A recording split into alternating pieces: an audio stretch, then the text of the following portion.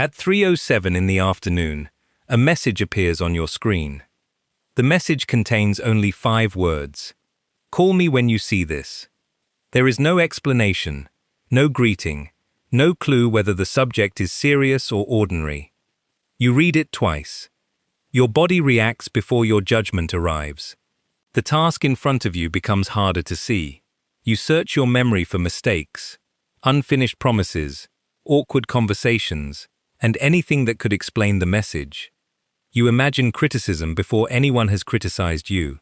You prepare a defense before anyone has accused you. You surrender the next 15 minutes to a conversation that has not happened. When the call finally begins, the issue is small. A date needs to change. A file needs to be resent. Nothing more. But the message controlled you long before the person said a word. Not because they possessed your mind, because uncertainty found a lever inside you, and your reaction pulled it for them. This is the principle most people miss. Control rarely begins with another person forcing your hand. It begins when pressure touches an unexamined need inside you, the need for immediate certainty, approval, relief, belonging, or innocence. The outside event creates pressure. The hidden need converts pressure into obedience. Once you learn to identify that hidden lever, something changes. Other people can still affect your circumstances. They can disappoint you, delay you, criticize you, or make demands. Life can still surprise you. Learning this does not make you invulnerable. It makes you harder to command without your consent. Being affected is human.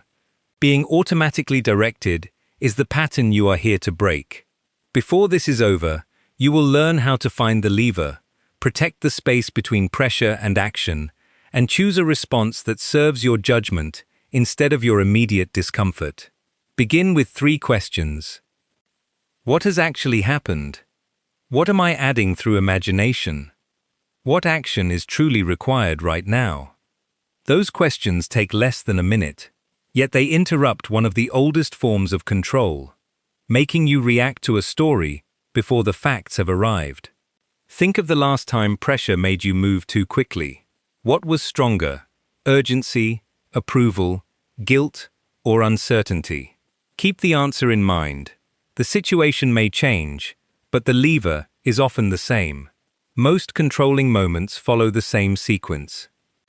There is a trigger outside you, a lever inside you, then an automatic action that promises relief.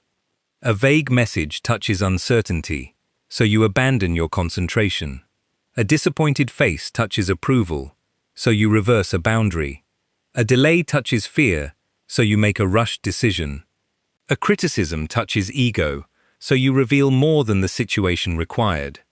You cannot always prevent the trigger. You may not be able to remove the lever immediately, but you can interrupt the automatic action. That interruption is the first practical form of freedom. It gives judgment enough time to ask whether the response protects your future or merely calms the present. Machiavelli was writing about political power, unstable circumstances, and the role of fortune. He was not writing a modern guide to emotional regulation. In chapter 25 of The Prince, he rejects complete fatalism. He argues that fortune governs part of human affairs, while another part remains open to direction, preparation, and judgment. Applied carefully to modern life, the lesson is not that you control everything. It is that power begins by separating what has happened to you from what still belongs to you. You may not control the message, but you can control whether imagination writes the missing context. You may not control someone's tone, but you can control whether their tone becomes your identity. You may not control a delay, but you can control whether the delay consumes the entire day. You may not control rejection, but you can control whether rejection recruits you into begging for a verdict from the same person who withdrew. The part that remains yours is often smaller than you wish, but it is larger than fear wants you to believe. Control often announces itself as urgency. Urgency tells you that speed is safety. Answer now. Explain now. Agree now. Fix the feeling now. Sometimes speed is necessary. A real emergency deserves immediate action. But false urgency has a different purpose. It prevents you from comparing the request with your priorities, checking the facts, or noticing the cost. At 4:12, a coworker sends a message asking whether you can finish part of their work before the end of the day. You already have your own deadline. You know the honest answer should be no, or at least not today. Then they add one sentence. I really need you on this. Now the request feels like a test of character. You are no longer deciding whether you have time. You are deciding whether you are selfish, helpful, loyal, or difficult. That is how urgency joins identity. A practical request becomes a moral trial, and you agree before examining the facts. The stronger response is not hostility. It is a decision interval. You say, let me check what I can realistically do, and I will answer in 10 minutes. That sentence is not dramatic. It does not guarantee a no. It simply removes the demand from the emotional courtroom and returns it to judgment. Control weakens when immediate access to your answer disappears. But speed is not the only shortcut into your judgment. Sometimes pressure does not rush you. It watches your face and waits for your need to be accepted. That lever is approval.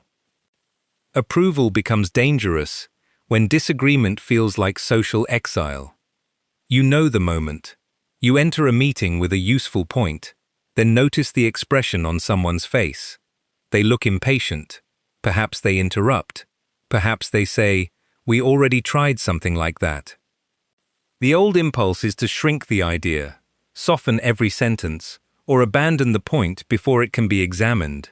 Nothing has been disproved. But your need to remain comfortable in the room has begun editing your judgment. You think you are reading the audience. Sometimes you are. But sometimes, you are simply handing another person's expression the authority to decide whether your prepared thought deserves to exist. The answer is not to ignore feedback. Strategic people revise when evidence changes.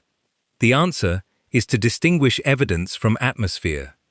A raised eyebrow is atmosphere. A specific flaw is evidence. A cold tone is atmosphere. A fact you missed is evidence. When you confuse the two, anyone who can create discomfort can redirect you without making an argument. Ask a clarifying question. Which part do you think will fail? Now the pressure must become information. If the criticism is valid, you improve the idea. If it is vague, you do not have to destroy your position merely to end the tension. This is where many people misunderstand calm. Calm is not the absence of feeling. It is the refusal to promote feeling into commander before it has provided useful intelligence. Yet the most effective pressure does not always sound impatient or critical.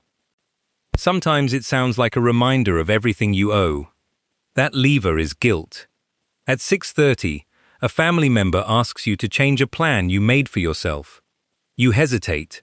They remind you of what they have done for you. They mention how rarely they ask. They may not even intend to manipulate you. Habit can create pressure without conscious strategy. Still, the effect is real. You stop asking, can I do this without violating another responsibility? You begin asking, what kind of person says no? Guilt is powerful because it speaks in the language of goodness. It tells you that every boundary is abandonment, every limit is selfishness, and every disappointed person is evidence against your character. But healthy responsibility has proportion. You can care without granting unlimited access. You can help without making every request urgent. You can honor what someone has done for you without allowing past generosity to purchase every future decision. A boundary is not a declaration that the other person does not matter. It is a declaration that more than one responsibility exists. You might say, I cannot change tonight's commitment, but I can help tomorrow morning. That is neither submission nor punishment. It is a limited answer shaped by reality. Which is harder for you, tolerating someone's disappointment or tolerating your own uncertainty after you say no. The distinction matters because one points to approval and the other to guilt. They often feel identical in the body, but they require different repair. Even after you survive someone's disappointment, another lever can keep you trapped long after the conversation should have ended. It is the need to be understood. This lever appears after conflict. Someone misreads your intention. They reduce a complicated situation to one accusation. You explain once, but they remain unconvinced. Then explanation becomes pursuit. You send another message, add another example, and reopen the same conversation because being misunderstood feels like losing control of your identity. The part you rarely admit is that you are no longer communicating. You are trying to enter another person's mind and arrange the conclusion. That is impossible. You can clarify your conduct. You can correct a factual error. You can apologize where you were wrong. You can provide evidence. You cannot force someone to interpret you fairly. Once you confuse explanation with control, the other person only has to withhold agreement to keep you performing. The strategic replacement is a complete statement. State the fact. State your position. State any action you will take. Then stop adding words merely to reduce the discomfort of not being believed. For example, "That was not my intention, but I understand the impact. I have corrected the mistake, and this is what I will do differently." Or, "I have explained what happened and provided the record. I am available for a specific question, but I will not repeat the same argument." Your dignity does not depend on winning permanent residence inside another person's interpretation. But the final lever may be the most personal, because no one else has to touch it. It is the demand for relief. This one is quieter because no other person is required. At 9:40, you are tired. The day contained pressure, uncertainty, and several moments when you had to hold your position. You reach for the easiest form of relief. You scroll, spend impulsively, avoid the difficult task, or reopen a conversation you already decided to leave alone. The action promises a smaller feeling now, even if it creates a larger problem tomorrow. This is self-control in its most honest form. The controller is not always outside you. Sometimes the controlling force is your own demand that discomfort must end immediately. When relief becomes a command, your values remain in power only when they are comfortable. The goal is not to reject pleasure, rest, or comfort. Deliberate rest protects judgment. The goal is to stop confusing relief with direction. Ask, "Will this restore me?" or merely postpone what I must face. One answer may lead to sleep, a walk, food, or a quiet conversation. The other may reveal that you are trying to buy 10 minutes of escape with tomorrow's self-respect. But every lesson about self-command contains a dangerous temptation, the belief that all power is internal and every hardship can be defeated by attitude. That belief is false. Nothing can make you invulnerable. Some people possess real authority over parts of your life. Employers can affect work. Institutions can impose consequences. Financial pressure can narrow choices. Illness, grief, discrimination, abuse, and danger are not solved by changing your mindset. Telling someone that every form of control exists only inside them can become another form of cruelty. There are situations where the correct response is documentation, support, legal or professional guidance, leaving, or asking trusted people for help. Self-command does not erase unequal power. It prevents unequal power from expanding beyond its actual reach whenever a choice remains. A person may control access to an opportunity. They do not automatically control your worth. A crisis may control today's schedule. It does not automatically control the principles by which you respond. Someone may create a consequence. They do not automatically own your interpretation, your preparation, or every action that follows. This is not total control over life. It is disciplined ownership of the parts still available to you. That part is where freedom begins. Use a simple control audit whenever you feel pulled, rushed, diminished, or emotionally captured. Remember 3 movements: interrupt, investigate, and act. Interrupt breaks the automatic sequence. First, stop the movement. Do not send the message. Agree to the request. Resign, accuse, purchase, or promise while the first wave is deciding for you. Take 1 slow minute when possible. In a true emergency, act. In ordinary pressure, protect the interval. Second, state the facts without adjectives. Not, "They are trying to humiliate me." Say, "They criticized the proposal in front of 3 people." Not, "Everything is falling apart." Say, "The deadline moved forward by 2 days." Facts create a flaw. Interpretation can be examined after you are standing on it. Then investigate what is actually pulling you. Third, name the lever. Is this urgency, approval, guilt, uncertainty, ego, fear of rejection, or the need for immediate relief? Do not shame the lever. Name it. A hidden lever controls more easily than a visible one. Fourth, define the other person's actual authority. What can they genuinely decide? What can they influence? What are you giving them that they do not formally possess? A manager may decide whether a proposal is approved. They do not decide whether one rejected proposal makes you incompetent. A relative may be disappointed. They do not decide whether your boundary is immoral. An online audience may ignore your work. It does not decide whether the work was worth learning to create. Fifth, identify the outcome that matters after the emotion passes. Do you need clarity, safety, a preserved relationship, a protected deadline, a written record, repaired trust, or simple closure? Your next action should serve that outcome, not merely end the present feeling. Then act with proportion. Sixth, choose the smallest effective response. It may be a question, a delayed answer, one clear boundary, documentation, a correction, a limited yes, a direct no, strategic distance, or no response. Use no more force than the situation requires. The purpose is not to dominate the room. It is to stop the room from dominating your judgment. Seventh, accept the emotional remainder. You may still feel guilty after a wise no. You may still feel anxious after asking for time. You may still dislike being misunderstood after explaining clearly. A good decision does not always produce immediate comfort. Sometimes discomfort is the evidence that an old lever was denied its usual reward. Eighth, close the loop.